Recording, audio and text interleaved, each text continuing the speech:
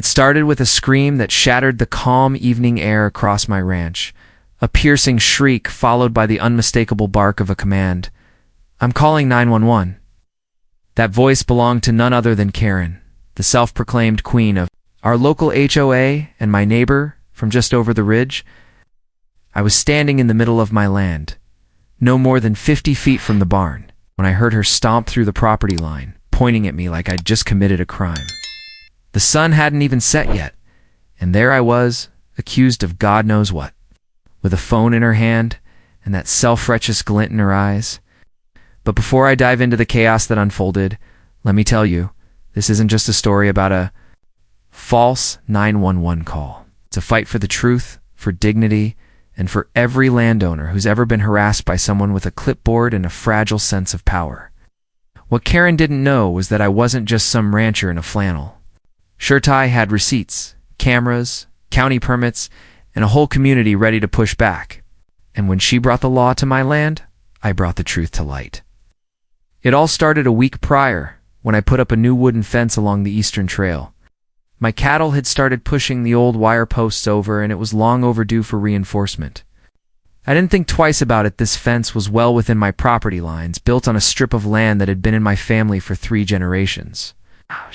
But within 2 hours of the first post going in, I saw Karen parked in her driveway, binoculars, in hand scribbling furiously into a notepad.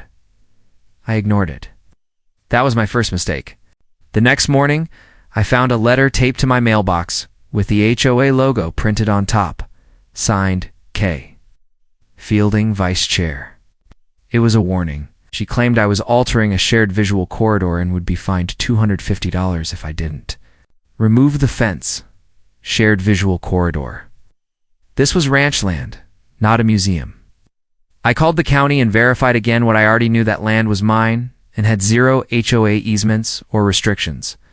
Still, the letters kept coming, and then the emails. I responded politely, attaching scanned deeds and plat maps. She ignored them. Instead, she marched over with a tape measure one afternoon and started measuring the distance between my posts and her side of the ridge. When I asked her to leave my land, she said she had enforcement rights under HOA authority and could document anything she deemed a violation. That's when I told her I had surveillance footage and she was trespassing. She scoffed, like I was the one who didn't know the law, and stormed off without another word. I figured that was the end of it, just another angry HOA letter I could throw in the file cabinet. I didn't realize she was planning something much bigger. 2 days later, I was out by the barn stacking hay bales when I heard its sirens. Not 1 but 2 patrol cruisers tore down the gravel road and came to a sliding stop just outside my main gate. I walked over, hands raised casually so they'd know I wasn't a threat. Karen was already there, talking fast, pointing at me and waving her phone. The officers approached with caution and asked if I had any weapons on me. I told them no, just my gloves and a utility knife. One of them asked me to step aside so they could look around. I told them this was private property, and unless they had a warrant, I wouldn't be allowing any searches. But I was happy to answer any questions. The lead deputy explained they'd received a 911 call from a neighbor, reporting that a man was aggressively brandishing tools and threatening HOA leadership. I laughed, not because it was funny, but because it was so absurd it couldn't possibly be taken seriously. I explained I was doing ranch work, moving hay, fixing fencing, and checking on livestock. I pointed to the wheelbarrow, the feed sacks, the fence line. Karen stood nearby, arms crossed, nodding smugly, like she thought she'd won something. The deputy asked to see my ID, which I provided, along with my property line documents. They radioed dispatch to verify my story. Meanwhile, Karen was rattling off a list of supposed violations, fencing without HOA approval, hazardous materials near a community path, unregistered livestock, and the cherry on top, making verbal threats toward an HOA official. I calmly told the deputy none of that was true, and asked that he also document her making a false report, as I had security cameras that would prove everything she said was a lie. The other deputy followed me to the barn where I showed him the footage from. Earlier that morning, me loading hay, checking a water pipe, no threats, no confrontation, and certainly no brandishing. His posture relaxed, and he thanked me for cooperating. "It's like this was just a misunderstanding," he said. I replied, "No, sir. This was harassment, and it's not the first time." They left without incident, but the real damage had just begun. Karen had called 911 on me while I was minding my business, working on land that had been in my family since before she was born. She tried to get me arrested, or at least intimidated. And for what? Because she didn't like how I ran my ranch. Because she thought her HOA badge gave her power over the county line. I sat in my office and reviewed the camera footage again. Every second of it painted the truth. Karen had lied. She trespassed. She made a false emergency call. And she was escalating. So I made a decision. I wasn't just going to defend myself. I was going to expose her for what she really was. A dangerous woman using community rules to bully others and weaponize the system. What she didn't realize was that the law worked both ways, and I was done being quiet. If you've ever had to deal with someone who thinks they're above the law, stick with me because this battle is just beginning. The morning after the sheriff's visit, I drove down to the county records office and requested certified copies of every document proving my ranch's boundaries. Water rights, land use exemptions, and zoning grandfather clauses. I wasn't taking any chances. I also brought along a thumb drive with the surveillance footage from the barn and installed duplicate copies on 2 hard drives, one in my gun safe, the other in a secure cloud account. I had learned a long time ago that people like Karen don't stop when you prove them wrong. They just look for the next weak point to exploit. And sure enough, not 3 days after the patrol cars left my property, I received an official looking letter from the HOA attorney demanding a cease and desist for non-conforming property use and failure to comply with HOA safety expectations. The letter threatened civil fines, gate access restrictions, and something called legal perimeter enforcement, whatever that meant. It was a bluff, and not even a good one. Jurisdiction ended well before the first fence post on my land, a fact they couldn't change with fancy language or intimidation. But the fact that they were now using legal channels told me Karen was mobilizing the board behind her lies, trying to build a paper trail that might convince someone higher up to intervene. That same afternoon, I received a knock on my door. It was Jerry, an older gentleman who lived at the far edge of the subdivision and who, up until then, I'd only seen at a distance, usually watering his rose bushes or walking his old Labrador along the trail. He came with a folded envelope and a quiet voice. "Just thought you should know," he said, handing me a copy of a recent HOA email blast. "She's got them believing you're dangerous." Inside were screenshots of a community thread titled "Emergency Safety Notice, Hostile Ranch Behavior." The post, written by Karen herself, described me as an unstable male resident exhibiting threatening conduct with livestock and tools, and it recommended that all HOA families avoid the ranch and report any unauthorized animal activity. I couldn't believe what I was reading. She had turned her crusade into a fear campaign, and the worst part was, some of them believed her. That's when I knew this wasn't just about me. If Karen was allowed to keep spinning this narrative unchallenged, she could do this to anyone. I thanked Jerry, and before he left, he looked at me and said something that stuck with me. "Don't let her win. Folks like her always count on silence." That night, I made a decision. I was going public. The following morning, I wrote a detailed letter to every resident on the HOA's mailing list, explaining who I was, how long my family had owned the ranch, and the truth about the recent 911 incident. One attached copies of my permits, property records, and most importantly, screenshots from the sheriff's report proving no wrongdoing had occurred. I didn't rant. I didn't insult. I laid it all out with calm, factual detail, and I hit send. It didn't take long for the responses to start coming in. Some were cautious, a few defensive, but the majority were supportive. One neighbor even offered to testify if Karen tried to escalate the legal action. "She'll fine me $500 for putting solar panels on my garage," one woman wrote. Told me it violated aesthetic continuity. I had them removed out of fear. Another man admitted Karen had reported his teenage son for parking too, close to a trail sign, and tried to have their vehicle towed. Her abuse of power wasn't limited to me. She had been targeting anyone who didn't fit her version of order. With the tide turning, I called Janice and asked her to draft a formal civil harassment complaint against Karen, along with a cease and desist for defamation. We also submitted a public records request for all 911 calls made from Karen's address in the last year. The result: 16 calls, 4 of which were about me, the rest involving other neighbors she'd tried to paint as threats. Armed with this data, Janice filed an injunction request at the county courthouse. But we weren't the only ones acting. The HOA's treasurer, a quiet but sharp-eyed woman named Marie, reached out to me privately and said she was concerned about the way Karen had been bypassing board protocol to pursue personal grievances. She agreed to an internal audit of Karen's actions and requested a meeting with the other board members without her present. That was the crack in the armor we needed. 2 weeks later, the sheriff's office contacted me directly to inform me that Karen's latest 911, called this time reporting suspicious fencing activity involving cattle and fire hazards, was being flagged for misuse of emergency services. They had reviewed the footage, reviewed the dispatch logs, and confirmed what I had been saying from the start. I wasn't the problem. She was. But even with the law beginning to side with me, Karen doubled down. One afternoon, while I was unloading feed at the barn, I noticed a drone flying over my property. It hovered for several minutes, weaving over the roof, then moved slowly down toward the corral. I grabbed my binoculars and followed its flight path as it veered toward the HOA house subdivisions, specifically toward Karen's house. I filmed it from the moment it crossed onto my land until the moment it returned. Then sent the footage to Janice, who added a new count to our civil case: invasion of privacy. Karen had started a war, and she was losing. But instead of retreating, she escalated at every turn, as if doubling down would erase the truth. That night, I hosted a community BBQ by the lake, an open invitation. No RSVP needed.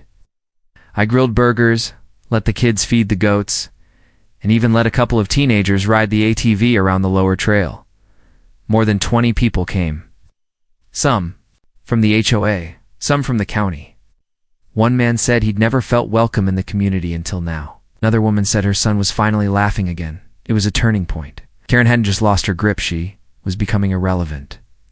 Following Monday, I received a notice in the mail. Karen was filing a restraining order against me, claiming I had followed and intimidated her during community interactions and created an unsafe environment with my animals. It was laughable, but dangerous. Restraining order, even an unfounded one, could hurt my record and my ability to run the ranch. Janice wasn't just ready, she was furious. "She's weaponizing the courts," she said. "This is going beyond nuisance." We prepared a countersuit with our growing pile of evidence: videos, 911 records, emails, witness statements, and now drone footage.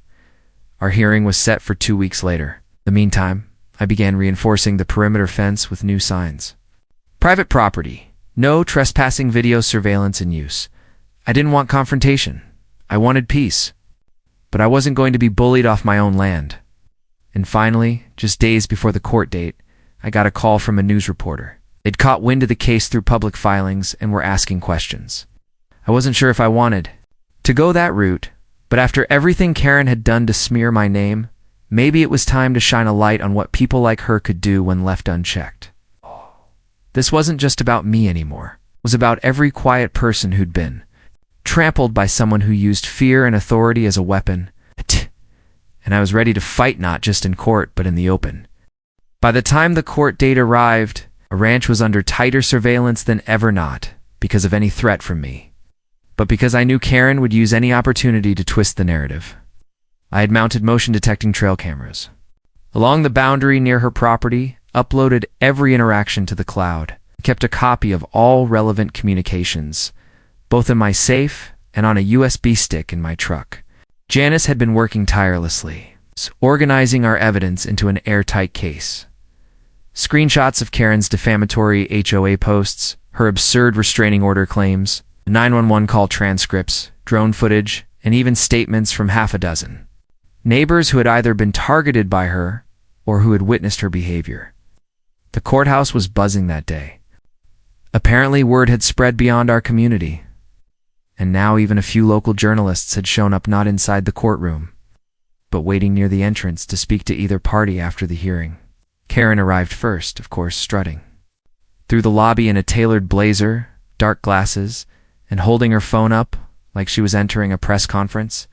Her lawyer, a young man who looked both annoyed and confused, followed behind her, flipping through a folder. Janice and I entered calmly and quietly, ready for business. When the judge entered, the room fell silent, and as the case was called, Karen sat upright, lips pursed, ready to deliver her performance. She began by describing how she felt threatened by my constant presence near the community trails, how my fencing work was designed to intimidate, and how my livestock created an environment of unpredictability and stress. For her family, she went on to claim I had monitored her home with cameras and weaponized legal filings to silence her as an HOA official. The judge asked for specifics, at which point her lawyer began citing vague dates and unsourced screenshots, none of which included any actual threats, footage, or formal complaints. It was paper thin, and the judge could see through it. Then it was our turn. Janice handed over a well-organized binder of labeled evidence. I walked the court through the timeline, starting with the fence project, Karen's trespassing, the 911 call, the baseless HOA violation notices, and culminating in the drone incident. We submitted video of the barn surveillance during the 911 call, copies of the sheriff's report verifying there was no crime, and drone flight logs tying the quadcopter's origin to Karen's home IP address.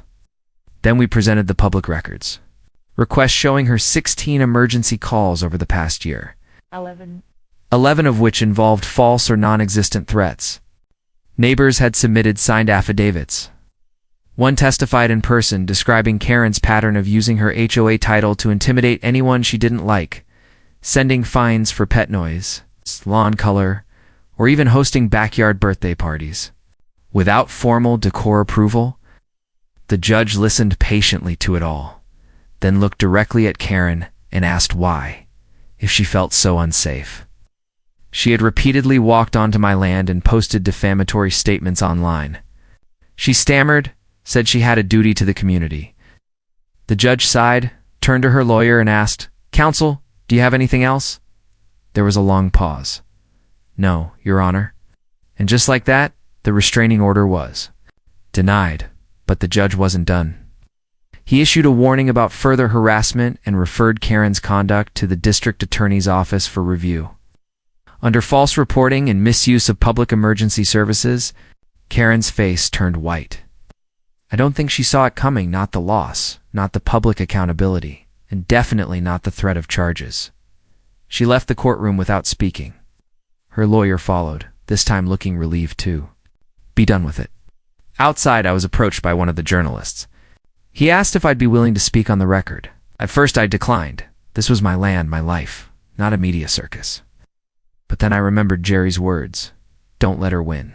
So I gave a short statement about standing up to abuse of power, about how axes can be a good thing when managed by honest people, but a nightmare in the hands of someone like Karen. The next day, a short article ran in the local paper titled, "Rancher Clears Name in HOA Harassment Case."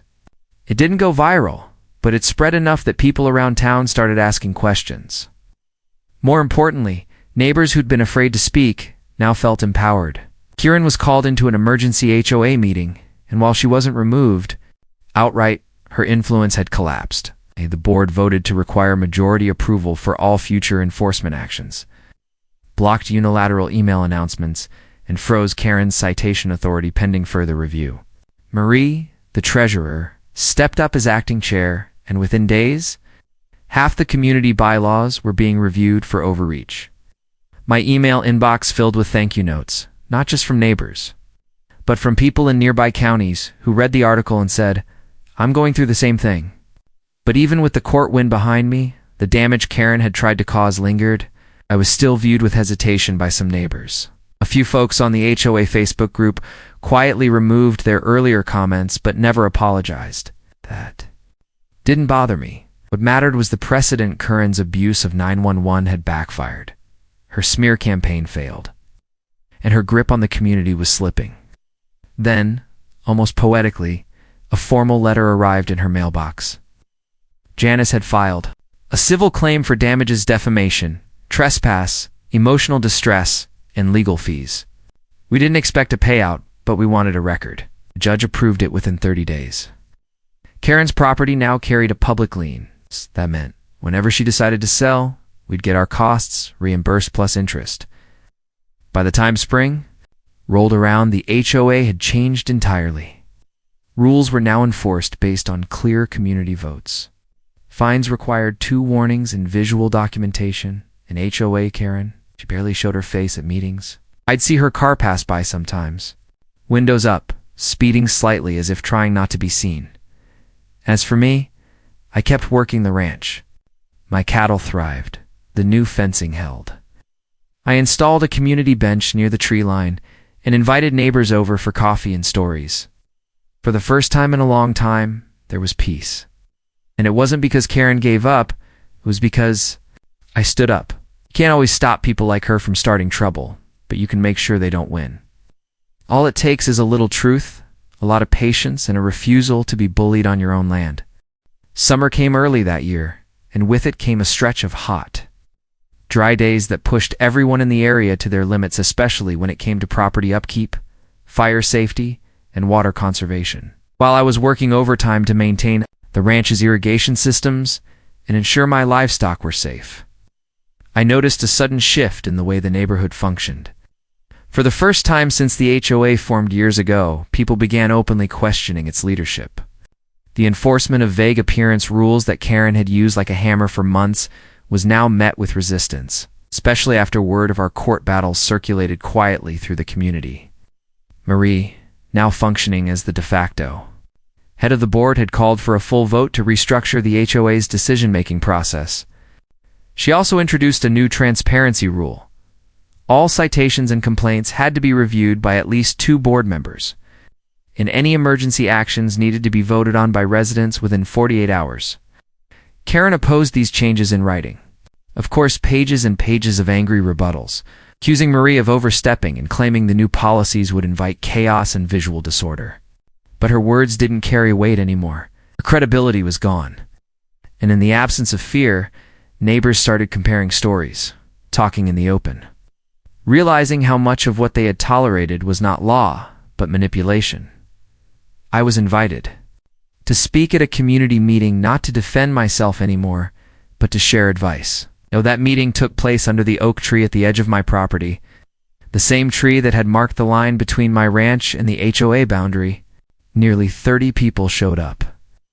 I shared my experience dealing with Karen's attacks, but more importantly, I reminded everyone that legal boundaries matter, that HOA policies don't override county law, and that no single person, no matter how vocal, should be allowed to turn neighbors against each other. By the time I finished, several residents had openly pledged to challenge the next election cycle and bring in new board members who valued community over control. For the first time since this war began, I felt something close to closure. Deep down, I knew Karen wasn't finished. She wasn't the kind to disappear quietly. Her silence lately had felt more like strategy than surrender. I found out what she was planning 2 weeks later, when a man in a suit showed up on my front porch. He introduced himself as a private property consultant hired by the HOA to conduct a parcel audit and topographic compliance review. I asked him straight out if this had anything to do with Karen. He wouldn't confirm or deny it, but it didn't matter, she was behind it. He handed me a folder with printed aerial images of my land, marked with red lines and notes about non-standard grading and unregistered environmental changes. One of the photos clearly showed the old trail I had cleared after a storm the previous year, well within my rights as a landowner, and previously cleared with the county. I told the man politely to leave my land, and advised him that any further intrusion would be considered trespassing. He left without argument, but later that day, I found him standing by the community mailbox cluster. Talking to Karen, she saw me watching and smiled, a slow, calculated smirk that reminded me exactly who I was dealing with. That evening I called Janice again and forwarded her copies of the folder the consultant had given me. Within a day, she had filed an injunction preventing any further private surveys of my property without my express consent. It didn't stop Karen, though. The very next morning, I received another letter from the HOA's legal representative, claiming my ranch was contributing to excessive sediment and potential fire risks due to unchecked grazing patterns. It was absurd. Had rotational grazing schedules and documented brush clearing approved by the local fire authority. This was Karen's new tactic: environmental weaponization. She'd moved on from trespassing and defamation to trying to frame my ranch as a public hazard, but I was ready. I called the county's Department of Environmental Management and scheduled a site inspection myself. When the inspectors arrived, I gave them full access, answered every question, and provided every maintenance record I had. They left impressed and even complimented my land stewardship. A week later, I received an official letter confirming that my ranch posed no fire hazard, no erosion risk, and no environmental threat. I framed it and hung it right above my fireplace, but even that wasn't the end of it. A few days later, my water pressure tank began malfunctioning. When I went to inspect the utility shed, I noticed that the side gate latch had been tampered with bent, like someone had forced it open. I checked my trail cams and caught a grainy image of a figure in a hoodie walking near the shed late at night. The face wasn't visible, but the silhouette matched Karen's teenage son, who had been seen driving recklessly near my access road before. I didn't have hard proof, so I didn't press charges. But I filed a report and had the sheriff's department log the incident. Then I installed floodlights, extra locks, and 3 new cameras pointed directly at my water and power supply areas. I also upgraded the fencing along the HOA border solid planks this time. No visibility through. Karen had complained about my ranch being an eyesore. Fine now, she wouldn't have to see it at all. The same week, I received 2 more visits from HOA board members, this time without Karen. They wanted to apologize. They told me they were launching a formal review of her conduct, citing multiple violations of HOA ethics, unauthorized legal actions, and repeated misuse of community resources. Marie said, "We've been scared of her too, but not anymore." No. That night, I sat on my porch and watched the sun dip below the hills, casting long shadows across the land my family had tended for generations. I thought about the sleepless nights, the legal fights, the constant surveillance, and the whispered threats.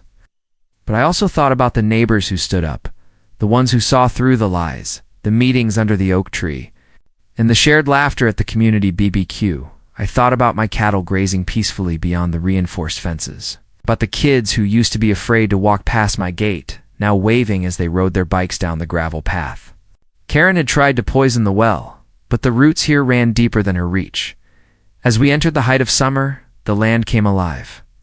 My peach trees bloomed heavier than usual, and I opened the ranch to a local coop to host a farm education day. Families brought their children, fed the animals, learned about ranch life, what it meant to actually work the land instead of just policing it from behind a row of manicured hedges. Karen didn't attend, but her house overlooked the pasture and I saw her standing at the upstairs window watching. She didn't yell, didn't call the cops, didn't send a letter, she just stood there. Maybe she realized that the power she had wielded so carelessly had finally slipped through her fingers. Or maybe she was simply waiting for another opening to strike. But either way, I wasn't afraid anymore. I had learned that the best defense against people like her wasn't anger, it was documentation, community, and the stubborn refusal to be intimidated. And I had all 3. So when the HOA announced the next election, and several neighbors nominated Marie and other like-minded residents to run for the board, I supported them openly, not with slogans or speeches, but with a strong fence, an open gate, and a reminder that respect was something earned. It's not enforced.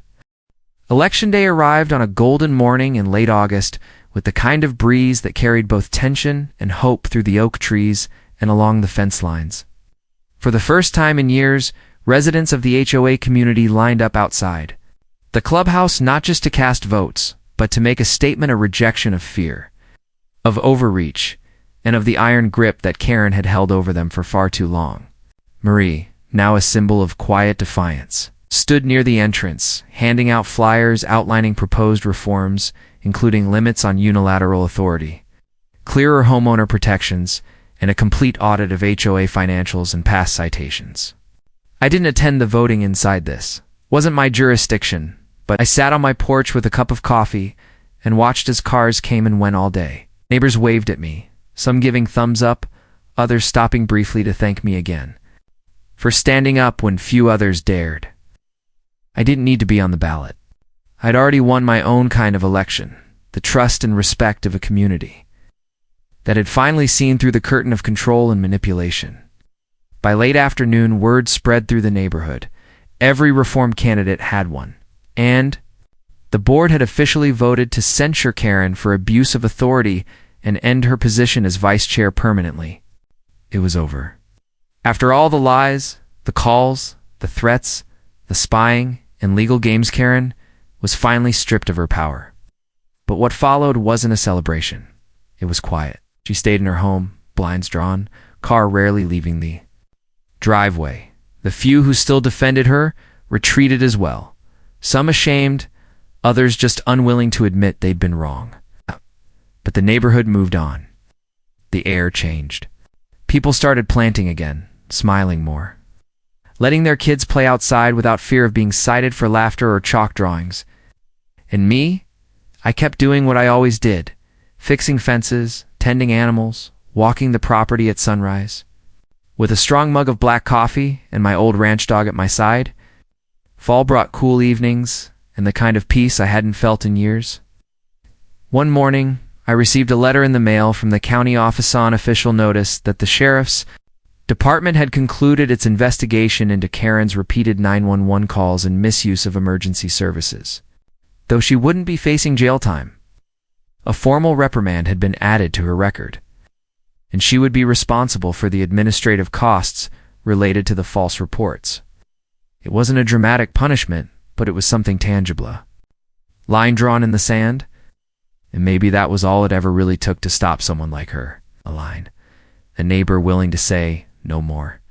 I folded the letter and placed it in the same file where I kept the court documents, HOA violations, and every photo and record from the last year, a thick, heavy folder that had once symbolized chaos but now felt like closure. A few weeks later, during the neighborhood harvest fair, something unexpected happened. One of Karen's former allies on the HOA board, Doug, the guy who had seconded nearly every one of her motions, came up to me near the pumpkin patch with his hands in his jacket pockets and his eyes low. He told me he was sorry. He said he believed her because it was easier than challenging her, easier than being a target. I didn't respond with anger. I just nodded and said sometimes the right side takes longer to see. He helped me load some hay bales for the photo booth after that. It was a small gesture, but a real one. And little by little, the trust that had been shattered began to mend, not through speeches or apologies, but through quiet acts of neighborliness. That's what Karen never understood. You can force silence with fear, but you can't build respect with threats. Once fear is gone, there's nothing left for people like her to stand on. That winter was one of the calmest in memory. The land rested, the fences held. The board meetings were short, fair, and open to questions. One night, Marie asked if I'd consider joining the HOA committee, not to control anything, but to help advise when issues involved landowners outside the subdivision boundary. I declined politely. I told her my work was here, with the soil, the livestock, the early mornings and late nights of real life. But I offered my door anytime someone needed help understanding a permit, a property map, or how to spot a phony citation. That seemed to be enough. The HOA newsletter, once a source of threats and fines, now carried community updates, gardening tips, and even a recipe section. I smiled when I saw my name listed next to a chili cook-off invite. But life, of course, had a way of circling back, and one spring afternoon, I spotted Karen walking along the trail near the edge of her property. She wasn't holding a phone or clipboard. She wasn't yelling, just walking slowly, her dog trotting. A few paces ahead, she paused at the fence line and looked across the pasture where the cattle were grazing, and for a brief moment, our eyes met. She didn't smile, neither did I. She turned and walked away. That was our final interaction. No words, no apology. Just the silent acknowledgement of everything that had happened and everything she had lost. And in that silence, I found peace, because she no longer mattered. This story isn't just about HOA abuse or power struggles. It's about standing up when it's hard. About defending your name, your land, and your truth, even when the odds seem stacked against you. It's about building something so real, so rooted in community, that no amount of lies, citations, or calls to 911 can tear it down. And if you've ever faced someone like Karen, if you've ever felt alone, outnumbered, or unfairly targeted, remember this: truth always leaves a trail. It just takes someone brave enough to follow it. If this story moved you, inspired you, or reminded you of someone in your life, share it and join the fight against injustice, one voice at a time. Because the only thing stronger than power, misused, is people united against it. If you want more true, emotional, and powerful stories like this one, don't forget to subscribe to the Sham Stories YouTube channel and be part of a community that speaks up.